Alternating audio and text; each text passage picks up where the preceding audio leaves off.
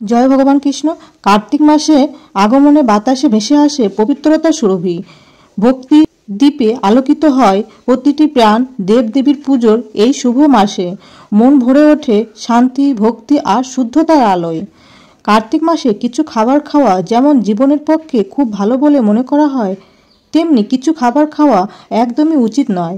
বিশেষ করে কার্তিক মাসে ভুলেও খাবেন না এই তিনটি সবজি। নানান রোগ ব্যাধি, চরম আত্মিক কষ্ট এবং সংসারে অশান্তি আর দুর্ভাগ্য আসবেই। কার্তিক মাসের পূর্ণিমা পড়ে কৃত্তিকা নক্ষত্রে, তাই এই মাসের নাম কার্তিক। কার্তিক মাস সনাতন হিন্দু শাস্ত্রে অত্যন্ত পবিত্র ও মাহাত্ম্যপূর্ণ মাস হিসাবে বর্ণিত হয়েছে। এবছর কার্তিক মাসে শুরুতেই কালী পূজার অমাবস্যা একটি অত্যন্ত গুরুত্বপূর্ণ তিথি। পদ্মপুরাণ ও স্কন্দ পুরাণে এবং বৈবর্ত পুরাণ ও নারদ পুরাণে কার্তিক মাসের মাহাত্ম্য বিস্তারিতভাবে বলা হয়েছে। এই মাসে স্নান, দান ও ভক্তির মাস হিসাবে বর্ণনা করা হয়েছে। শাস্ত্রে বলা হয়েছে, কার্তিক মাসে একবারও যদি কেউ গঙ্গা স্নান করে প্রদীপ জ্বালায় এবং ভগবান বিষ্ণুর নাম জপ করে তবে তার সমস্ত পাপ নাশ হয় এবং সে বিষ্ণুলোক প্রাপ্ত হয়। কার্তিক মাস কেবল ভগবান শ্রীহরির মাস বা দামোদর মাস বলা হয়। এই মাসে ভগবান বিষ্ণু ক্ষীরসাগরে বিশ্রাম থেকে জেগে ওঠেন, তাই এই মাসে ভগবান বিষ্ণুর পূজা, তুলসী দেবীর পূজা ও দীপদান করলে অশেষ পুণ্য লাভ হয়। মা লক্ষ্মীও এই সময় বিশেষভাবে পূজিতা হন, কারণ তিনি এই মাসেই ভগবান বিষ্ণুর সঙ্গ লাভ করেন বলে বিশ্বাস করা হয়। এই মাসে দুটি একাদশী পড়েছে, উত্থান একাদশী এবং উৎপন্ন একাদশী। কার্তিক মাসে একাদশী ব্রত পালন করলে অসীম পূর্ণ ফল পাওয়া যায়। অনেক ভক্ত এই মাসে কার্তিক ব্রত পালন করেন, যেখানে প্রতিদিন ভোরে গঙ্গা স্নান, প্রদীপ জ্বালানো, ভগবানের নাম স্মরণ ও নিরামিষ আহার গ্রহণ করতে হয়। অনেকেই আবার গোদানের মাধ্যমে পিতৃঋণ মোচন করেন। কার্তিক মাসে পালিত হয় ধনতেরাস, শ্রী শ্রী শ্যামা পূজা এবং দীপাবলি বা দেওয়ালি। কালী পুজোর আগের দিন পালিত হয় ভূত চতুর্দশী আর 14 প্রদীপ দান। কালী পুজোর পরের দিন পালিত হয় ভাইফোঁটা। এরপরে আসছে জগদ্ধাত্রী পূজা এবং রাস পূর্ণিমা। এছাড়া সারা মাস জুড়ে চলবে আকাশ প্রদীপ দান। পূর্ণিমা এবং সংক্রান্তিতে রয়েছে শ্রী শ্রী সত্যনারায়ণ পূজা। মাসের শেষ দিনে কার্তিক পূজা এবং ইতি পূজা আরম্ভ। জ্যোতিষশাস্ত্রের মতেও শনি দোষ, বাস্তুদোষ ও গ্রহ দোষের প্রতিকার, স্নান এবং দান করার জন্য কার্তিক মাস বিশেষভাবে উল্লেখযোগ্য। নমস্কার বন্ধুরা, আজকের নতুন পর্বে আপনাদের সকলকে জানাই স্বাগত। আজ আমরা জানব স্বয়ং ভগবান কৃষ্ণের বলা কার্তিক মাসে কি করবেন আর কি করবেন না, এবং কার্তিক মাসে কোন খাবার খাওয়া উচিত এবং কোন খাবার খাওয়া একদমই উচিত নয়। বিশেষ করে কোন তিনটি সবজি খাওয়া উচিত নয়। এই মাসে যে নিষিদ্ধ সবজিগুলি খেলে জীবনে ঘনিয়ে আসতে পারে চরম আত্মিক কষ্ট, পরিবারের সদস্যদের লেগে থাকবে নানান রোগ ব্যাধি, ঘরে এবং বাইরে অকারণে সৃষ্টি হবে অশান্তি, ব্যবসা বা চাকরির জায়গায় নানান রকম বাধা আসবে, রোজগার কমে যেতে পারে এবং সংসারে নেমে আসতে পারে চরম দুর্ভাগ্য। আপনি কার্তিক মাসে কোনো ব্রত পালন করুন অথবা না করুন, তবে অবশ্যই শাস্ত্র অনুসারে নিষিদ্ধ খাবারগুলি এড়িয়ে চলুন। তাহলে আপনার বাড়ি থেকে বাস্তুদোষ দূর হবে আর সারা বছর মা লক্ষ্মীর কৃপা থাকবে। আপনি আর আপনার পরিবারের সবাই সুরক্ষিত থাকবেন ও সুস্থ থাকবেন। এছাড়াও আমরা জেনে নেব কার্তিক মাসে অতি প্রাচীন এবং শক্তিশালী 5টি উপায় বা টোটকা, যে উপায়গুলি আপনার সংসারে আয় উন্নতি বৃদ্ধি করবে।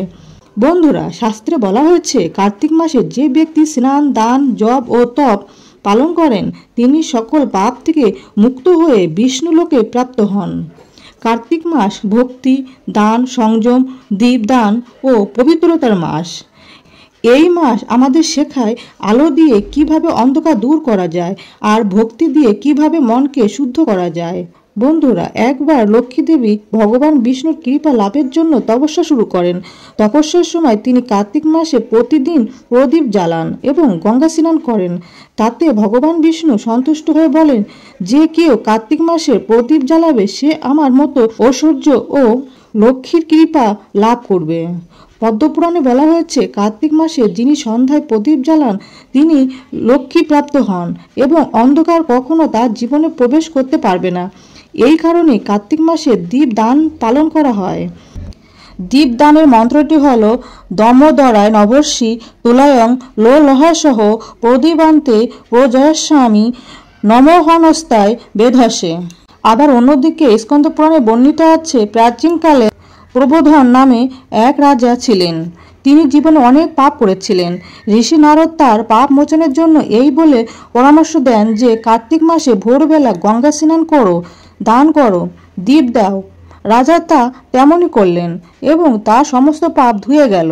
মৃত্যুর পর তিনি বিষ্ণু লোক প্রাপ্ত হলেন। এই কাহিনী থেকে প্রচলিত হয় কার্তিক মাসে প্রভাতে গঙ্গা স্নান মানেই আত্মার মুক্তি। তাই আজও কার্তিক মাসে ভোরবেলা ভক্তরা কার্তিক ব্রত করে গঙ্গা স্নান ও নাম স্মরণে মগ্ন থাকেন। অনেকেই এই কার্তিক মাসে শরীর ও মনকে পবিত্র রাখতে শাক সবজি, বিশেষত নির্দিষ্ট কিছু তামসিক সবজি খাওয়া এড়িয়ে চলেন। বন্ধুরা, কার্তিক মাসে নিষিদ্ধ সবজির মধ্যে প্রথমেই যেটির কথা বলবো সেটি হলো চিচিঙ্গে। এই মাসে বাড়িতে কখনোই চিচিঙ্গে রান্না করবেন না। পরিবারের কোনো সদস্যই চিচিঙ্গার থেকে কোনো তরকারি খাবেন না। আয়ুর্বেদিক মতে কার্তিক মাসে শরীরের উষ্ণতা ও পিত্তদোষ বেড়ে যায়। চিচিঙ্গে খেলে এই সময় দেহের ভারসাম্য নষ্ট হতে পারে, তাই এই সময় চিচিঙ্গা খাওয়া এড়িয়ে চলতে বলা হয়েছে। বৈজ্ঞানিক মতে এই সময় চিচিঙ্গার ভিতরে সহজেই ব্যাকটেরিয়া ও ফাঙ্গাস জন্মাতে পারে। অন্যদিকে শাস্ত্র মতে চিচিঙ্গা জাতীয় সবজিকে বৃদ্ধিবর্ধক বা কর্মবর্ধক খাদ্য বলা হয়েছে। এই মাসে এমন কোনো খাবার খেতে বারণ করা হয়েছে যা ইন্দ্রিয়কে উত্তেজিত করে। কার্তিক মাসে চিচিঙ্গা খেলে বাড়িতে রোগ ব্যাধি লেগেই থাকবে। সুতরাং এই মাসে কোনোভাবেই চিচিঙ্গা থেকে তৈরি কোনো খাবার বা তরকারি মুখে তুলবেন না। এছাড়া কার্তিক মাসে ভাজাভুজি খাওয়া যতটা সম্ভব এড়িয়ে চলা ভালো। বেশি তেল মশলা দেওয়া এই মাসে না খাওয়াই ভালো। এই মাস যেহেতু ঋতু পরিবর্তনের মাস, তাই অত্যন্ত সাবধানে থাকা উচিত। রাতে শরীরে যাতে কোনোভাবেই হিম লেগে না যায় সেদিকে লক্ষ্য রাখবেন। ভোরের দিকে ঠান্ডা লাগলে চাদর ব্যবহার করুন। কার্তিক মাসে প্রতিদিন তুলসী গাছে জল অর্পণ করুন ও সূর্যাস্তের পর প্রদীপ জ্বালান।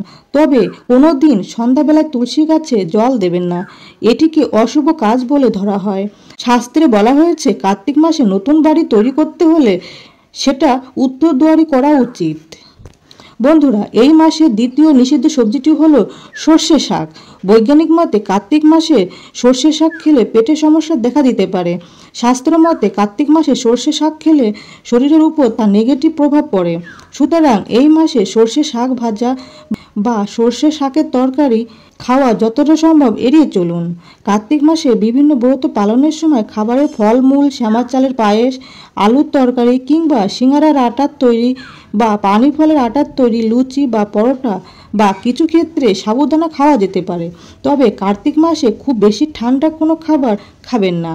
উপোসের সময় ভোগ প্রসাদ রান্না করার ক্ষেত্রে সাধারণ লবণের পরিবর্তে সন্দক লবণ এবং সর্ষের তেলের পরিবর্তে ঘি ব্যবহার করবেন। বন্ধুরা, এবার আমরা জেনে নেব কার্তিক মাসে অতি প্রাচীন ও শক্তিশালী 5টি উপায় বা টোটকা। এগুলি আপনার সংসারে আয় উন্নতি বৃদ্ধির জন্য অত্যন্ত ফলপ্রদ। প্রথম উপায়টি হলো কার্তিক অমাবস্যায় ঘরের প্রতিটি কোণে প্রদীপ জেলে রাখলে মা লক্ষ্মী স্থায়ীভাবে গৃহে প্রবেশ করেন। দ্বিতীয় উপায়টি হলো এই মাসে গোমাতা পূজা করলে পিতৃদোষ ও কর্মদোষ দূর হয়ে যায়। গোখাদ্য যেমন ঘাস, গুড়, ফল ইত্যাদি দান করা অত্যন্ত পুণ্যজনক বলে স্কন্দ পুরাণে উল্লেখ আছে। তৃতীয় উপায়টি হলো কার্তিক মাসে তিল, দুধ, ঘি, ফল, শাক, বস্ত্র ও প্রদীপ দান করা অত্যন্ত শুভ। কোনো ব্রাহ্মণ, গরিব বা গৃহহীনকে খাদ্য দান করুন, এতে সমস্ত কষ্ট ও কর্মদোষ দূর হয়ে যায়। শাস্ত্রে বলা হয়েছে কার্তিক মাসে দান করলে তা 10 গুণ ফলপ্রদ হয়। এবার আসছি চতুর্থ উপায়টির কথায়। কার্তিক মাসে সবচেয়ে পবিত্র কাজ হলো দীপ দান করা। সন্ধ্যাবেলায় তুলসী গাছের নিচে, ঘরের মন্দিরে বা বাড়ির দরজায় একটি প্রদীপ জ্বালান। তাতে তিলের তেল বা ঘি ব্যবহার করুন, এতে লক্ষ্মী প্রাপ্তি হয়। ঘর থেকে দারিদ্র্য ও অশান্তি দূর হয়। শাস্ত্র বলে কার্তিক মাসে দীপদানং শতযজ্ঞ ফলপ্রদয়ং, অর্থাৎ কার্তিক মাসে এক প্রদীপ জ্বালানো মানে শতযজ্ঞের সমান ফল। পঞ্চম উপায়টি হলো কার্তিক মাসে প্রতিদিন ভোরে স্নান করা অতি পবিত্র কাজ।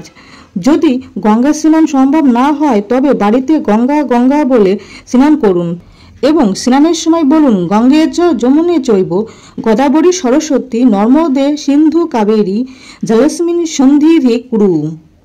এতে পাপ নাশ হয় ও মন প্রাণ শুদ্ধ হয়। কার্তিক মাসে টোটকা মানে শুধু কোনো অলৌকিক উপায় নয়, এগুলি আসলে ভক্তি, দান, শুদ্ধতা ও পজিটিভ শক্তির অনুশীলন, যা মানলে জীবনে শান্তি ও কল্যাণ আসে।